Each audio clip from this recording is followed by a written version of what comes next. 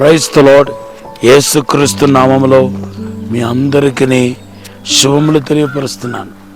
Morning మన్నా ఈ కార్యక్రమానికి మిమ్మల్ని ప్రేమతో ఆహ్వానిస్తున్నాను. దేవుని యొక్క కృప, ఆయన సన్నిధి, ఆయన ప్రసన్నత నిత్యం మీకు తోడుగా ఉండాలని, నడిపించాలని దేవుని సన్నిధిలో ప్రార్థిస్తున్నాను. మీరు మునుపటి కంటే అధికముగా ఫలించబోతున్నారు. దేవుని యొక్క మహిమను, అసాధారణమైన అద్భుతమైన కార్యాన్ని మీరు చూడబోతున్నారు. దేవుడు మన వర్ధలు చేయబోతున్నాడు. దేవుని బిడ్డలారా, మీరు ఏదైతే నష్టపోయారో అవన్నిటిని దేవుని చేత తిరిగి పొందుకోబోతున్నారు. మిమ్మల్ని ఆత్మీయ లోతుకు దేవుడు నడిపిస్తానంటున్నాడు. మీరు దిగులు పెట్టుకోవద్దు, బాధపడవద్దు. దేవుని యొక్క ఆశీర్వాదాన్ని, అద్భుతాన్ని రాబోతున్న దినాల్లో మీరు చూడబోతున్నారని పరిశుద్ధాత్మ దేవుడు మాట్లాడుతున్నాడు. ఈరోజు దేవుడు మనకిచ్చిన వాగ్దానం ఏంటంటే, మెసేజ్ ఏంటంటే, దావీదు ఎలాగైతే తన కోల్పోయిన వాటి అన్నిటినీ తిరిగి పొందుకున్నాడో అలాగే మీ జీవితంలో మీరు పోగొట్టుకున్న వాటి అన్నిటిని తిరిగి పొందుకోబోతున్నారు. ముఖ్యంగా దావీదు తన శత్రువుల ఎదుట మరి ఓడిపోయినప్పుడు శత్రులు దావీదు మీదకు దాడి చేసి మరి సమస్తాన్ని తిరిగి దాడి చేసి దావీదుకు సంబంధించిన సమస్తాన్ని దోచుకుని పోయినట్టుగా 1 సామెలు గ్రంథం 30:19 మనం చూస్తున్నాం. అయితే దావీదు వాటన్నిటిని తిరిగి ఆ శత్రువుల చేత నుండి తిరిగి పొందుకున్నాడని రాయబడి ఉంది. ఈ వాక్యాన్ని ఈరోజు దేవుడు నాకు చూపించాడు. ఇప్పుడు మీరు దావీదు ఒక స్థానంలో ఉన్నారు. మీరు ఒక దేవుని బిడ్డగా, మరి తెలుసో తెలియకుండానో, లేకపోతే మీ యొక్క అతిక్రమ వలనో, మీ యొక్క బుద్ధిహీనత వలనో మీరు ఒకవేళ శ్రేష్టమైన ఆశీర్వాదాన్ని, అద్భుతాన్ని, మేలును, మరి అభిషేకాన్ని, ఆత్మీయ దీవెనలను మీరు పోగొట్టుకుని ఉంటే అవన్నీ దేవుడు మీకు తిరిగి ఇవ్వబోతున్నాడు. మీరు అధైర్యపడాల్సిన అవసరం లేదు, దిగులు పడాల్సిన అవసరం లేదు. ఇప్పుడు వాటిని ఎలాగ తిరిగి పొందుకోవాలో అది ఒక్కటే మీరు ఫోకస్ చేయాలని ప్రభు పేరిట మనవి చేస్తున్నాను. లూకా సువార్త 15వ అధ్యాయంలో యేసుప్రభు వారు 3 ఓమానాలు చెబుతున్నాడు. లూకా సువార్త 15వ అధ్యాయం 11 నుండి 30 వచనాలు చదివితే, దేవుని బిడ్డలారా, తప్పిపోయిన కుమారుడు మరి తన తండ్రి తన ఆస్తులన్నీ పట్టుకొని మన దురదేశం వెళ్ళి నష్టపోయినప్పుడు, సమస్తాన్ని చెడు స్నేహం వలన నష్టపోయినప్పుడు మరలా పశ్చాత్తాపడి తిరిగి వచ్చినప్పుడు తిరిగి పొందుకున్నట్టుగా మన పరిశుద్ధ గ్రంథంలో చూస్తున్నాం. లూకా సువార్త 15:21-22. మొదటిగా నువ్వు నిజంగానే తిరిగి పొందుకోవాలి, పోగొట్టుకున్న ఆశీర్వాదాలన్నీ తిరిగి పొందుకోవాలని కనుక నువ్వు ఆశపడితే ఈరోజు నువ్వు చేయాల్సిందంటే తెలుసా? పశ్చాత్తాపడాలి. ఎంత ఎక్కువ నువ్వు పశ్చాత్తాపడతావో అంత ఎక్కువ నువ్వు తిరిగి పొందుకుంటావు. మీలో చాలామంది మరి ఆర్థికంగా దెబ్బతిన్నారు, ఆత్మీయంగా దెబ్బతిన్నారు, సేవలో దెబ్బతిన్నారు, ఇంకా చెప్పాలంటే బిజినెస్లో దెబ్బతిన్నారు. ఎంతో వేదన, బాధ, కలవరం మీ జీవితంలో ఉంది. ఇంకా నేను బ్రతకగలుగుతానని భయం కలుగుతున్నాయి. నేను ఇంకా ఉండగలుగుతానా, ఈ భూమిలో నేను సజీవంగా తిరగగలుగుతానని భయం కలుగుతుంది. ప్రభు మాట్లాడుతున్నాడు, నువ్వు పశ్చాత్తాపడు. తప్పిపోయిన కుమారులాగా నువ్వు పశ్చాత్తాపడితే గనక ఖచ్చితంగా దేవుడు నీ పోగొట్టుకున్న సమస్తాన్ని తిరిగిస్తాడు.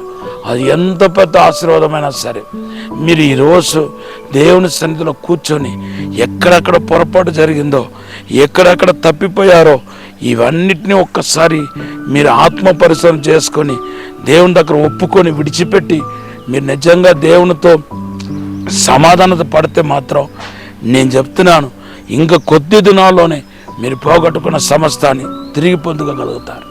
రెండవది ఏంటంటే, ఆ స్త్రీ గురించి మనం చూస్తే లూకా సువార్త 15వ అధ్యాయం 8-10 వచనాల్లో 10 వెండి నాణ్యం కలిగిన స్త్రీ మరి ఒక్క వెండి నాణ్యం పోగొట్టుకున్నప్పుడు ఆమె ఏం చేస్తుందంటే దీపాన్ని ముట్టించినట్టుగా మన పరిశుద్ధ గ్రంథంలో చూస్తున్నాం.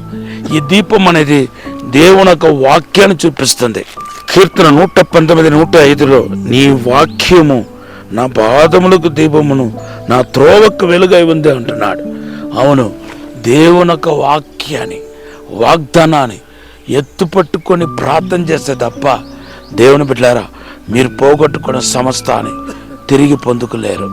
మీరు పోగొట్టుకున్న వాటిని తిరిగి పొందుకోవాలంటే మీరు వాక్యం అనే వెలుగులోనికి రండి. వాక్యం ద్వారా ప్రభువును సమీపించండి. వాగ్దానం ఎత్తుపట్టండి. వాక్యం ధ్యానించండి. కనీసం రోజుకు 1 గంట వాక్యం చదవండి. కొద్ది దినాల్లోనే మీలో గొప్ప మార్పు కలుగుతాయి. అంతేకాదు వాగ్దానాన్ని ఎత్తుపట్టండి. వాగ్దానం డిక్లేర్ చేయండి. బైగాట్ చేయండి ప్రామిస్ని. దేవుని బిడ్డలారా, వాగ్దానాన్ని చెప్తా ఉండండి. వాక్యాన్ని చెప్తా ఉండండి. ఆ వాక్యం అనే వెలుగు మీ జీవితంలో ఖచ్చితంగా మీరు ఏం పోగొట్టుకున్నా అవి తిరిగి తీసుకొని వస్తాయి. మూడవదిగా మనం చూస్తే దేవుని బిడ్డలారా, మరి లూకాసు సువార్త 15:1-8 చదివితే, ఒక కాపరికి 100 గొర్రెలు ఉంటే 1 గొర్రెని పోగొట్టుకున్నాడు.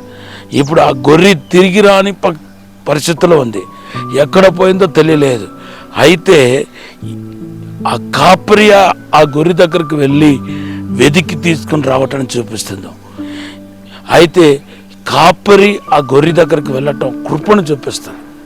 అవును దేవుని బిడ్డలారా, యేసు మన దగ్గరికి వచ్చాడు. వాక్యమైన యేసు మన దగ్గరకు వచ్చాడు. కృపాసత్య సంపూర్ణుడుగా వచ్చాడు. ఎవరెవరైతే తప్పిపోయారో కృపను ఆశ్రయించండి. కృపకి ఎటువంటి కండిషన్ లేదు. మీరు గనక యేసు కావాలనుకుంటూ వస్తే ఆ కృప ప్రత్యక్షమైపోతాయి. సో ఈరోజు మీరు పోగొట్టుకున్న సమస్తాన్ని తిరిగి పొందటానికి దేవుడు మనం ఆశీర్వదిస్తున్నాడు, అభిషేకిస్తున్నాడు. వాటికి మీరు చేయాల్సిన 3 కార్యాలు. 1 పశ్చాత్తాపం, 2 దీపాన్ని ముట్టించటం అంటే వాక్యం, 3వదిగా దేవుని యొక్క కృపతో నింపబడటం. మీరు ఆల్రెడీ రక్షించబడిన మీ అందరిలో దేవుని కృప ఉంది. ఆ కృప మేనిఫెస్ట్ అవ్వాలంటే దేవుని అంత భయభక్తులు కలిగి ఉండాలి. వాక్యం ధ్యానించాలి, ఆరాధన చేయాలి, స్తుతి చేయాలి, నిరీక్షించాలి, దేవునికి భయపడాలి. దేవుడు ఈ మాటను ఆశీర్వదించిన గాక. పరిశుద్ధము నమ్మకమైన పరలోక తండ్రి, ప్రతి ఒక్కరిని ఆశీర్వదించి పరిశుద్ధపరిచి శుద్ధీకరించి పోగొట్టుకున్న సమస్తాన్ని తిరిగి పొందుకులాగా సహాయం చేయమని, అద్భుతం జరిగించమని, విడుదల దయచేయమని, ఆశీర్వదించమని యేసు నామములో అడిగి వేడుకుంటున్నాం తండ్రి. Amen. Have a blessed day. Zechariah గ్రంథం 9:12 ఈరోజు మనకు దేవుడు ఇచ్చిన వాగ్దానం.